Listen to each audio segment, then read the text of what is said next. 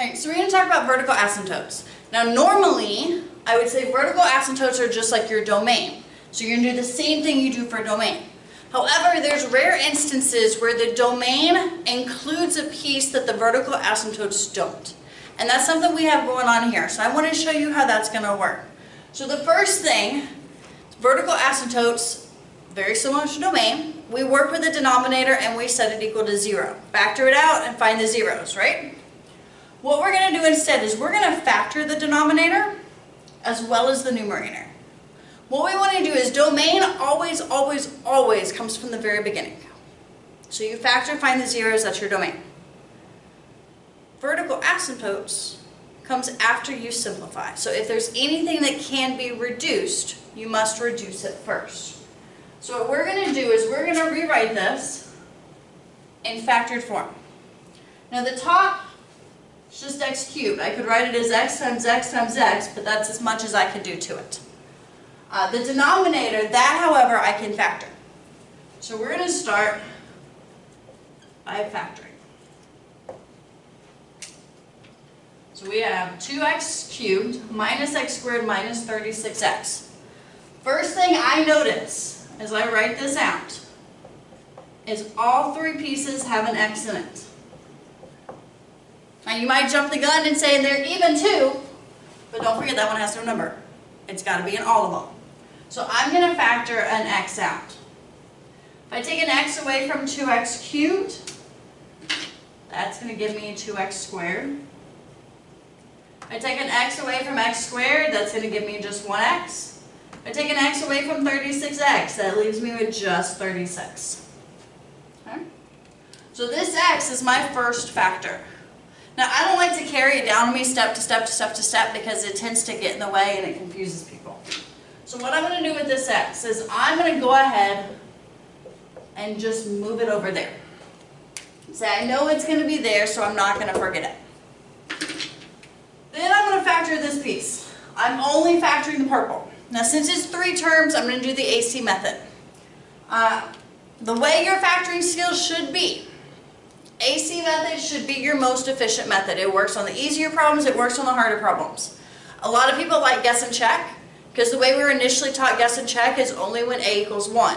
And if A is 1, guess and check works amazing. It's awesome. But as soon as A becomes any number other than 1, especially when it becomes larger numbers, guess and check gets horrible. The other problem I have with guess and check is you can't tell if it's prime or did you just not guess enough of times. It could still be prime. I don't know, because you have to guess, and some of us aren't the best at guessing. And so what I prefer is AC method, because it works no matter what. And that way you only have one method to remember. Because with guess and check, you do the guess and check for the easy ones, and then you still have to learn AC for the harder ones. Just learn AC from the beginning, and the way you have less to remember. If you decide you don't want to factor, that's fine. We have other ways to do it. You do need the factors though. You could do synthetic division. You could do long division. You could do the rational zeros theorem to find your P's and your Q's so that you know what to do synthetic division by.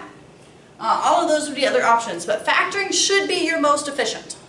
We don't quite want to do quadratic yet because I want to get it factored. I know here I don't have anything else that could reduce, but just in case, I want y'all to make sure y'all see as much factoring as possible. So AC is 2 times negative 36, which is negative 72. And I tried to pick one with higher numbers because I want y'all to see how this method works. This is one that guess and check people would hate to do because it's not going to come out on the first or the second try. B is negative 1. Okay? So in our chart, we want factors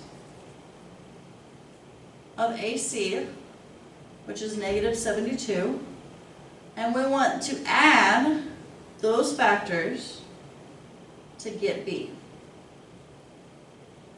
which is negative 1. Okay? I always start with 1, and if you want more in-depth on factoring, see one of my other videos.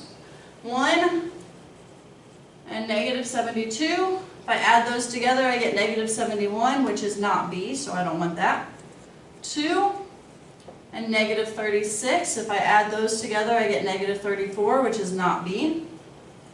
3 and I don't know what, so I'm going to go to my calculator. What is negative 72 divided by 3? Negative 24. If I add those, I get negative 21. That's not B. 4, what is negative 72 divided by 4? And negative 18, that's negative 14, not B. 5 does not work, right? 72 can't divide by 5? Can 72 divide by 6? Yes. 6 and negative 12. That gives me negative 6, still not B. I want negative 1. Does 7 work? 72 divided by 7, that's a decimal, so I'm not going to count that one. 72 divided by 8, that works. And 8 and negative 9, which is negative 1. That's what I wanted. These are not my answers. That's where a lot of people mess up. They're still trying to think that guess and check mindset. These are not my answers. These are my new B. So when I come over here, I'm going to have 2x squared. Instead of negative x, I'm going to do positive 8x minus 9x. Still negative x. Positive 8 minus 9 is still negative 1. But I'm going to use those numbers specifically so that the next step will work. Okay. Then we're going to do grouping. We're going to group the first two together and do GCF. Our GCF here looks like 2x. 2x left over would be x plus 4. GCF here always includes the first sign. This was positive, so we left 2x positive. This one's negative. Negative 9 divides into 36. I believe that's 4. Negative 9, x plus 4. Now we're in GCF one more time. Take that x plus 4 out. And left over is 2x minus 9. So that's going to be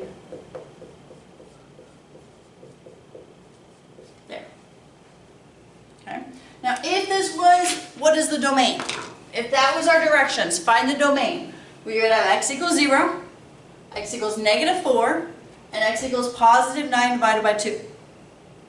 But that wasn't our directions. Our directions was not find the domain. So here's where vertical asymptotes and domain are actually slightly different. For vertical asymptotes, you're going to reduce first. Now you cannot reduce as long as the piece being reduced is connected to anything by addition or subtraction. Here x is being multiplied, here x is being multiplied, so I'm allowed to reduce. But if there's any addition or subtraction connected to its term, you cannot reduce.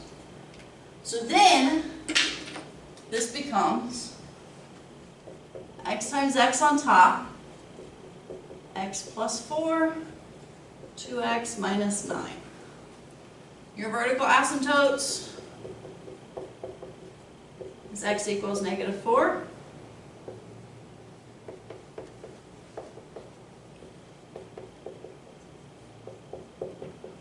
And x equals 9/2. And so what's happening here at 0, that is part of your domain. So that is a value that x is not allowed to equal. But it doesn't have that giant change in the graph.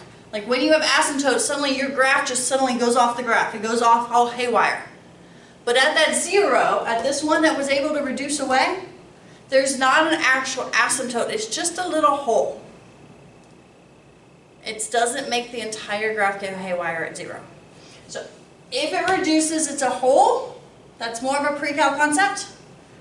It's just discussed a little bit in college algebra, but that's more of a pre-cal thing.